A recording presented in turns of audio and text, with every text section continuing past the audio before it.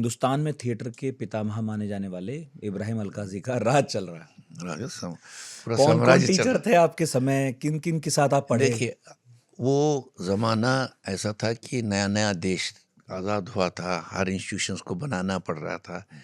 सबसे महत्वपूर्ण बात जो मुझे लगी है, उस वक्त बहुत सारे पढ़े लिखे नौजवान जो विदेश गए थे वो वापस देश आए। जैसे होमी बाबा, हाँ। मैं न्यूक्लियर प्रोग्राम करूँगा। सही। आपका स्वामीनाथन, मैं एग्रीकल्चर में काम करूँगा। इसी तरह आप अलका जी इंग्लैंड से यहाँ आता है। इन सब के पास एक अलकाजी बेसिकली कहाँ से थे? इज एन अरब, है ना? और पिताजी यहाँ बिजनेस करते थे उनके अच्छा, इंडिया में। इंडिया में, लेकिन ये पैदा यही हुआ, बड़े हुए हैं, लेकिन अरब, पूरा अरब।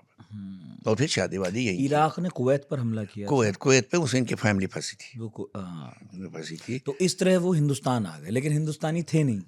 लेकिन पूरा हिंदुस्तान चख के गए और हिंदुस्तान को इतना बड़ा काम करके दे गए। मतलब इतने बड़े बड़े आर्टिस्ट हिंदुस्तान के आज जिन्हें हम फिल्मों में देखते हैं और मानते हैं कि एक एक कलाकार अपने आप में पूरा इंस्टीट्यूशन है, वो इब्राहिम अलकाजी का चेला है जो खुद हिंदुस्तानी थे भी नहीं। लेकिन अब ये भी देखो ना, जब उस अवेयरनेस आप पहुंचते हैं, आप देशों की बाउंड्रीज गायब हो जाती हैं, गल जाती हैं। वो है ना, वो फकीरों का भी ये होता है, वो बॉर्डर मानते नहीं, मजहब के बॉर्डर नहीं मानते, खाने का बॉर्डर नहीं मानते, सब एक है, सब ऊपर वाले की देख कर हो, वो अपना उनका इनका स्पिरिचुअल वही प्रिंसिपल होता है। उसके बाद अब देखो, मुझे कभी कोई तू बम्बई जाता है यहाँ से, मैं बोला, क्या है, 1.5 घंटे की फ्लाइट है, गए।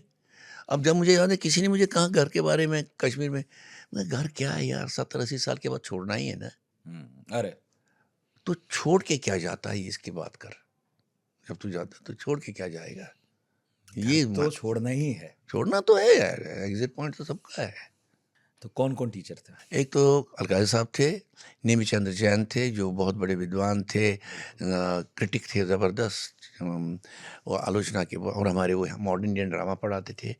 शांता गांधी थी, जो संस्कृत ड्रामा पढ़ाती थी, वो टैगोर के इंस्टीट्यूशन में थी, फिर उदय शंकर के साथ उन्होंने काम किया था इप्टा में, नेमी जी भी इप्टा में रहे। उसके बाद एक हमारे थे Mahapatra, he was a craft teacher, जो जापान में सीख के आए थे क्राफ्ट वगैरह। और ये सब सबसे ज़्यादा डिग्रियाँ इनके पास अलकाजी या बाकी में भी ये PhD या ये B.Ed वी एड किया था।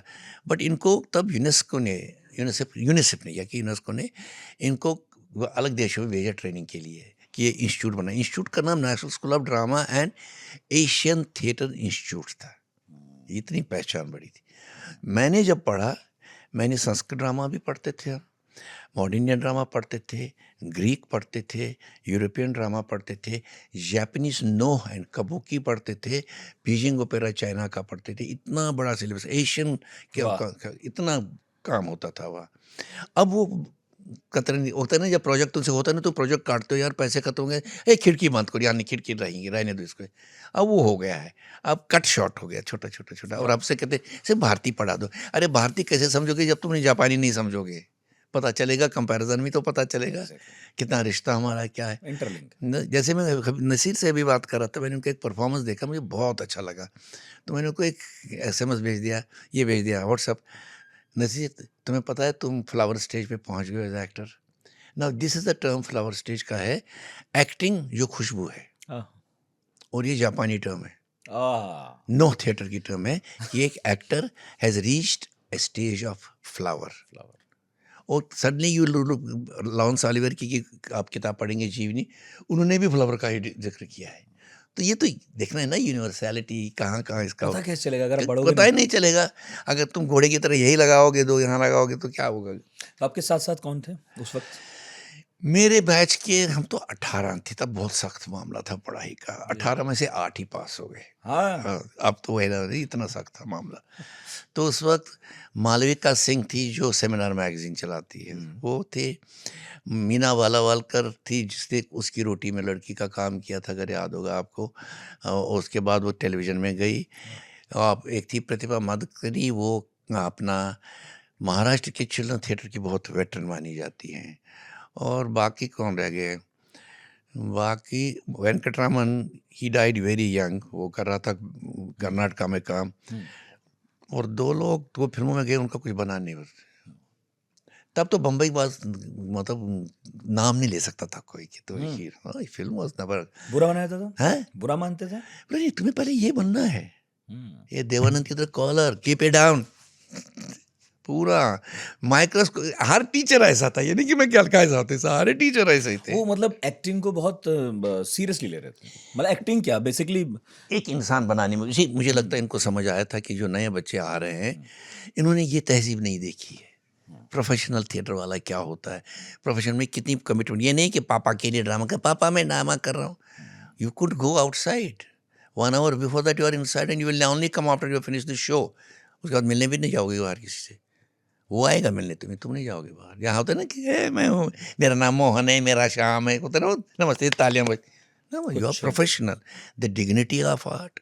और इसका एक उदाहरण मैं आपको दे दूं, होमी बाबा का जिक्र है।